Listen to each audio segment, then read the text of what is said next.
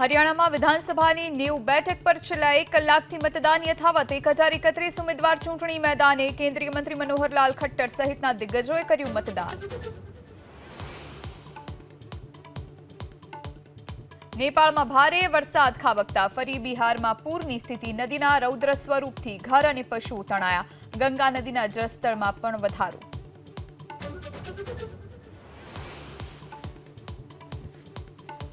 રાજ્યમાં આજે તમામ ડ્રાઇવિંગ ટેસ્ટના ટ્રેક બંધ. આરટીઓના સર્વરના ધાંધિયાના કારણે 3 દિવસના સ્લોટ થશે રીશેડ્યુલ. 5 ઓક્ટોબર બાદ ફરી અપાશે અપોઇન્ટમેન્ટ.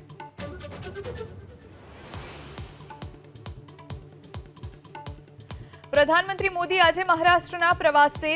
વાસીમમાં ખેડૂતો સાથે કિસાન સન્માન નિધિની રકમ કરશે રિલીઝ.